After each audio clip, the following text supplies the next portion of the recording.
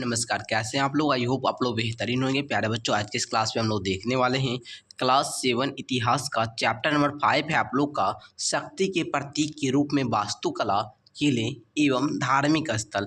जो आप लोग का ये चैप्टर है ना, इस चैप्टर का आज हम लोग क्या करेंगे, ऑल क्वेश्चन आंसर कंप्लीट करेंगे। ठीक है, मतलब जितना भी इसके अंदर क्वेश्चन है ना, सारे क्वेश्चन का उत्तर हम लोग इस वीडियो में कंप्लीट करेंगे। तो आप सारे बच्चे तैयार हो जाइए। ठीक है बाबू, चलिए आइए मैं आप लोग को क्या करवाता हूँ, जो पाठ का अंदर का क्वेश्चन है, ठीक है ना, वो भी बता दूंगा। और जो आप लोग का चैप्टर अभ्यास का जो प्रश्न है प्यारे बच्चों, वो तो मैं बताऊंगा ही बताऊंगा, है ना। ये वाला जो क्वेश्चन है, ये सारा भी क्वेश्चन करवा देता हूँ। सबसे पहले मैं आपको यही क्वेश्चन करवा देता हूँ, अभ्यास का ही प्रश्न। ठीक है, कह रहा है प्यारे बच्चों आओ याद करें, याद करते हैं जो भी चैप्टर में पढ़े उसको हम लोग याद करते हैं। फर्स्ट क्वेश्चन कह रहा है मध्यकाल में मंदिर निर्माण की 3 शैलियां मौजूद थी। आपको पता होगा मध्यकाल में मंदिर निर्माण के लिए 3 शैली मौजूद था। कितना?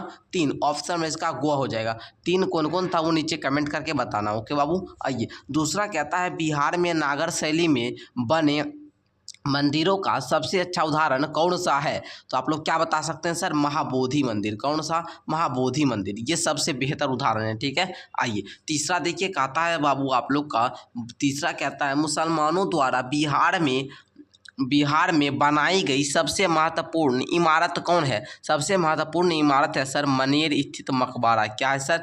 मनेर स्थित मकबरा। ओके, आइए आगे आप लोग का कहता है मुगल कालीन स्थापत्य कला अपने चरम पर कब पहुंचा। कब पहुंचा सर? शाहजहां के काल में। ठीक है, ऑप्शन में इसका गो ही होगा। ठीक है बाबू, आइए आगे कहता है आप लोग का शाहजहां ने लाल किला निर्माण दिल्ली में किस वर्ष करवाया था। आपको पता होगा, नहीं पता है, चलिए तो इसका आपका फर्स्ट वाला ही राइट हो जाएगा, मतलब 1638 में ही करवाए थे। ओके, आइए अब हम लोग आगे का क्वेश्चन देखते हैं। आगे कहता है आओ याद करें। याद करना है प्यारे बच्चों, सही और गलत को पहचानें। इसको हम लोग बुक से ही देखते हैं। आ जाइए बच्चों, मैंने यहाँ पर आपको दे दिया है। अब आपको बताता हूँ कौन सा कथन सही है, कौन सा कथन गलत है। ठीक है, ध्यान से समझिएगा, समझ में आएगा। कहता है उत्तर भारत में मंदिर निर्माण की द्रविड़ शैली प्रचलित थी। नहीं भाई, ये बात गलत है। कोणार्क का सूर्य मंदिर बंगाल में है? नो सर, बिल्कुल नहीं। कोणार्क का जो सूर्य मंदिर है वो बंगाल में नहीं है। आप लोग बताएंगे कहाँ पर है। मुगल कालीन वास्तुकला अकबर के शासनकाल में अपने चरम विकास पर पहुंचा था? नहीं सर, बिल्कुल नहीं पहुंचा था। ठीक है, आगे देखिएगा शेरशाह का मकबरा सल्तनत काल और मुगल काल के वास्तुकला के बीच मध्यस्थ की भूमिका निभाता है? बिल्कुल सर, निभाता तो जरूर है। चलिए आगे देखिए, बिहार में मुस्लिम उपासना ओके स्थल निर्माण का प्रथम उदाहरण बेगू हजाम मस्जिद है? नो सर, बिल्कुल गलत हो जाएगा। तो इस प्रकार आप लोग सही गलत वाला देख लिए और क्लियर हो गया तो 100% आप लोग यस सर जरूर लिखेंगे। ठीक है, हम देखेंगे आप लोग का कमेंट। ओके, यस सर लिखेंगे अगर समझ में आ गया होगा। ओके, आइए आगे कहता है आइए विचार करें। फिर हमको विचार करना है। कह रहा है मंदिरों के निर्माण में राजा की महत्ता का ज्ञान कैसे होता है। अब देखिए, मंदिर जो बनेगा, मंदिर का जो निर्माण होगा उसमें राजा की महत्ता, महाराजा का क्या महत्व है, ठीक है ना, उसका ज्ञान कैसे होता है। तो बच्चा जी ध्यान दीजिएगा, आप लोग लिखिएगा उत्तर में मंदिरों के निर्माण से राजाओं की महिमा और शक्ति का पता चलता है। विशाल और भव्य मंदिरों से उनकी धार्मिक आस्था होगी और धार्मिक समृद्धि का परिचय मिलता है।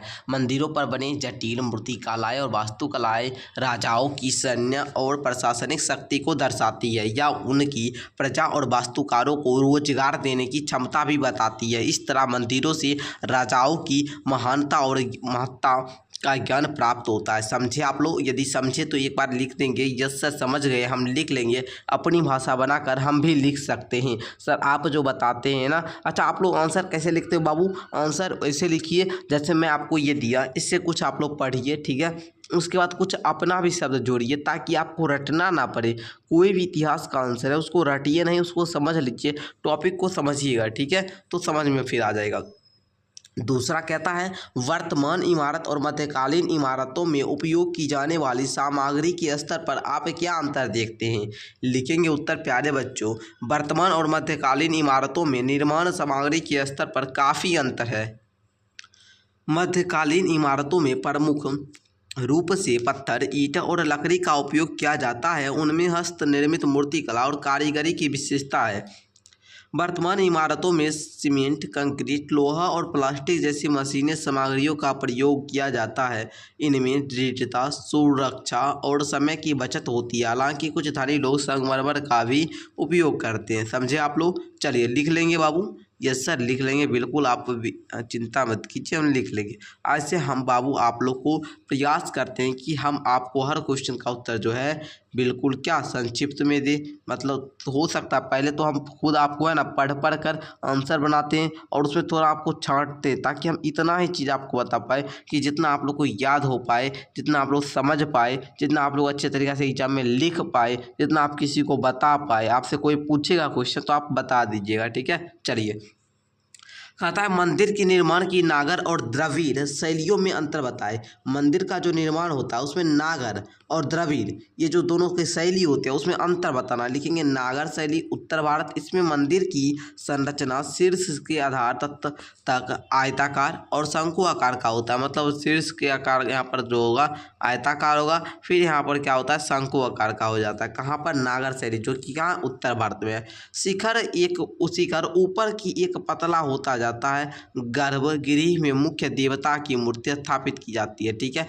यहाँ पर मंदिर अलंकृत स्तंभों पर टीका होता है और उसके चारों ओर पद दक्षिणा पथ होता है, ठीक है, मतलब वहाँ घूमने के लिए। और द्रविड़ शैली में क्या होता है, जो कि दक्षिण भारत में गर्भगृह के ऊपर 5-7 मंजिल की बनी होती है। गर्भगृह के सामने अलंकृत स्तंभों पर टीका एक बड़ा मंडप होता है, ठीक है ना, जहाँ धार्मिक अनुष्ठान किए जाते हैं। प्रवेश द्वार वहाँ पे क्या अलंकृत और गोपुरम होता है, समझे। चलिए बाबू आगे देखा जाए। तो प्यारे बच्चों, मैंने आपको यहाँ तक सारा क्वेश्चन करवा दिया। अब मैं आप लोग को बता दूं, 2 क्वेश्चन आप लोग का जो था वो बुक का था, मैं आपको दिखाया था शुरू में, ठीक है ना। वो 2 क्वेश्चन फिर से मैं आपको दिखाता हूँ, उसके बाद मैं उसका उत्तर बताऊँगा। एक क्वेश्चन आप लोग यहाँ पर देखिए, कोणार्क सूर्य मंदिर और मीनाक्षी मंदिर के ऊपरी भाग में क्या अंतर है। आप लोग लिखिए, क्वेश्चन नंबर यहाँ पर 2 है ये। और एक और क्वेश्चन था प्यारे बच्चों। अच्छा, ये तो है विशेषता वाला, है ना। अच्छा, एक और ये था ना। चलिए दोनों का उत्तर हम लोग देखते हैं प्यारे बच्चों। देखिए प्यारे बच्चों, ये पाठगत प्रश्न उत्तर है, मतलब पाठ के अंदर जो क्वेश्चन है वो आप लोग चैप्टर जो पढ़ते हैं उसमें जो क्वेश्चन है उसको समझिए। लिंगराज और महाबोधि मंदिर की संरचना में क्या अंतर दिखता है। लिखेंगे लिंगराज मंदिर का ऊपरी भाग जहाँ कम पतला है, वहाँ महाबोधि मंदिर का ऊपरी भाग नुकीला होता गया। लिंगराज मंदिर के पास छोटे मंदिरों का एक समूह दिखाई पड़ता है, वहीं महाबोधि मंदिर में 2 ही छोटे मंदिर दिख पाते हैं। लिख लेंगे आप लोग। यस सर, ये तो 100% हम कर पाएंगे। ये इतना आसान दिए हैं कि हम कर पाएंगे, इसको याद भी हो जाएगा। याद हो जाएगा? यस सर हो जाएगा। याद हो जाएगा तो 1 लिखेंगे, याद नहीं हो पाएगा तो 2 लिखेंगे, ठीक है। याद तो होवे करेगा, ऐसा कुछ है जो मनुष्य करेगा, मानव करना चाहे, कोई तो बच्चा ही करता होगा।